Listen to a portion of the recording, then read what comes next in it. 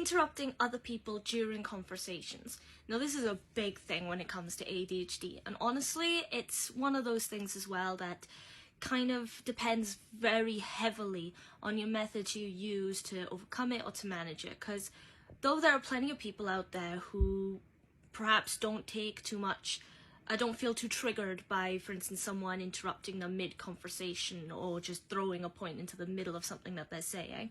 But lots of people do. It's kind of natural, to be honest. You know, you want to say something, you want to get it out, you want to feel heard. Someone comes and interrupts that or interferes in that process, and naturally you're going to feel a bit put out. But the thing is with ADHD, a lot of the time you're itching to say something or to have a point, or especially if it's a conversation that you're really interested in or vested in or is about a subject you really, really like. Now, but the problem with the interrupting people during their conversations is it can cause conflict wherever you are. It can cause misconceptions, and people might think that you're rude or you're not listening to them at all, whether it's at work, at school, just in general conversations with your friends or your family. And a lot of time it can be really hard because it's kind of like a impulsive trigger for people to feel like, okay, why do you interrupt me? To also understand that you're not doing it in any malicious way. You're not doing it to be unfriendly or rude. It's just more often than not, you're really invested in what's being said, or you have a point that you feel like is relevant. So here are some strategies for reducing that, essentially, especially in the workplace. Though these could work with wherever you are. Now, the first thing that you need to be aware of is how often you do this. So not everyone with ADHD interrupts conversations like all the time or consistently or have a severe habit of it. Some people do. I myself, when I was younger, used to do it all the time. Again, especially if it was something I was interested in. If it was something that I wasn't particularly interested in but I felt like it was polite to listen, then I wouldn't interrupt so much, usually because I didn't have much to say.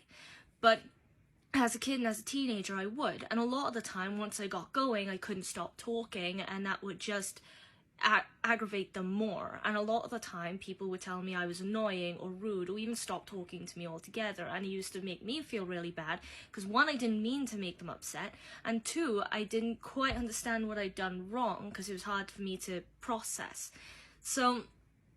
But as I got older, slowly but surely I became more aware of when I was doing this, mostly thanks to the interventions or the mentions from friends, close friends who understood and would go, Jess, you did it again, or family who had pointed out to me and how often I do it, but not in a nasty way like, did you know you do this all the time, ha ha ha. It was more like just so I was aware of it. Now, I appreciate that. That's a very good thing to do. So first, you need to be aware of how much you do it. Be honest with yourself if you do it a lot or if you don't do it a lot. And once you know that, then you can kind of build on it with understanding or developing techniques and methods to manage it better or to reduce it more. Something else you can do is engage your senses when you're in a conversation. Now, what I mean is things, for example, like looking at the movements of the person's mouth, the person you're talking to. And that this actually can help reduce impatience. But then again, it's very unique to individuals what methods work. For some people with ADHD, this might actually be distracting. Honestly, I do it sometimes. Sometimes I do it without realizing it, and only later do I realize I've done it.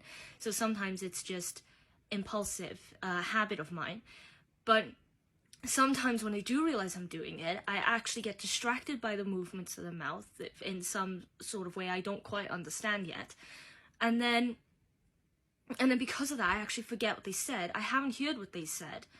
I didn't feel like I was there for ages because, unfortunately, sometimes people with ADHD may feel quite impulsive, like on the go. And if it's a long conversation, they might feel impatient, especially if it's something about something they aren't particularly interested in. Perhaps they're interested in it, but not at that moment.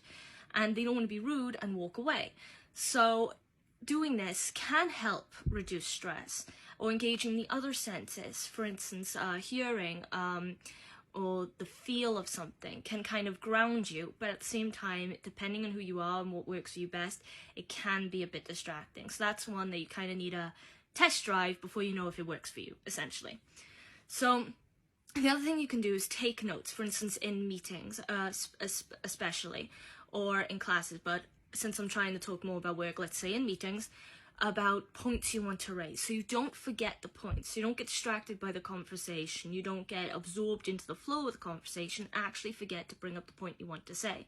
But at the same time, writing it down means you don't feel sort of pressured or rushed. You're not pressuring or rushing yourself, rather, to get it out, make sure you got it out before you forget it. My younger brother, for example, he has a tendency to do that all the time when he's talking to us. If there's something he wants to say, he's so afraid of forgetting it that he's got to say it now. And he won't consider it. For instance, if two people are talking already and he's got to wait for a minute so they can discuss something, like if it's something important that they're talking about, or he fails to acknowledge when the person opposite him is talking to him. So typically, because he's not going to carry a notebook around with him all the time, and like I said, in a work office, it depends on your job, but like you're probably more likely to have something on hand to take notes with. In his case, we've kind of just developed, right, okay, we'll calm him down and we'll try and teach him slowly but surely how to manage it. Take a breath. Yeah, don't freak out, don't pressure himself, because he's probably more likely to forget that way anyway, right? And wait until we're done. We're not going to take long, just listen and wait, and we'll let him know. And sometimes it works, sometimes he doesn't, but when he starts to really get frustrated, we will just stand back and go, okay, say what you have to say, then we'll continue on with what we were saying. And then that settles him, and he's okay with that. So there's different approaches you can take on either side, whether you're the person talking to someone with ADHD or you're the person with ADHD who's struggling. The last one then is consider having a stress ball or some sort of object to fidget with. Like, I don't know if anyone remembers, but the fidget spinners. I loved them. They were so useful for me in my ADHD. I had one in class, I would play with it on the table and it would ground me in that moment. And I could just focus on what I wanted to do. It made me feel less stressed if I felt like I was in a conflicting situation, or if the teacher left the room, for example, and the classroom was particularly rowdy, or I felt like someone was calling to me and I didn't want to respond to them because I knew they were actually going to bully me. I would use the stress of, I would relieve the stress, by using the fidget spinner. And something even about the design I found quite mesmerizing, and it kind of took me away from the moment, which was nice. Now, during conversation, you also, don't want to get distracted and completely miss out on what's being said to you. But, again, a stress ball or fidget spinner or whatever kind of fidgety object that you can have on hand, something small, can be really, really helpful. It's good also sometimes to try and be a little bit subtle about using it, only because it might even be distracting for the person talking to you, who realizes that, who, especially if they know what it's about, that you're trying to relieve stress, they might start thinking, well, why are you stressed? And it can cause all sorts of not misconceptions or anything, but complications, I suppose, in the conversation. So it's good to try and be subtle about it sometimes, but sometimes you don't need to be. Sometimes it's okay to walk away after the conversation, or say, give me a second, walk off for like a minute or something, play around, come back and go, oh, what were you saying? See, so there are different approaches to take, alright? And it can improve over time. Like I said, nowadays, I'm very, very conscious in conversations when I'm talking with something, especially if they're talking about something particularly important to them, to show them that I'm interested, to show them that I'm listening, and to really invest in that moment. And also to remind myself every time I impulsively want to say something, because I still do, to wait and just listen and wait for the opportunity to say it. Sometimes it's okay even to just say, can I say something politely, right? Very careful with your tone of voice as well, because you don't want to set someone off that way. Look, people have loads of triggers, if we're honest, so it's okay to say something like that, and then if they're accommodating, they'll be like, oh yeah, sure, go ahead, say your part, switch back, they start talking. So there are many, many steps that you can take. Now that's all I wanted to say in this video. If you liked the video, please leave a like. Follow me on TikTok. As usual, thoughts and opinions, put in the comment section. Requests or questions for future videos, please do so. Also subscribing to YouTube channel if you want to. I was going to say if you don't mind, but that sounds a bit weird. I mean if you want to. Or repost the video, because it helps raise awareness, which I feel like is becoming more and more vital at the moment. And also because on a personal level helps my motivation. So with all that having been said, I hope you enjoy your day or night wherever you are, and hopefully I'll see you in the next video. Till then, bye!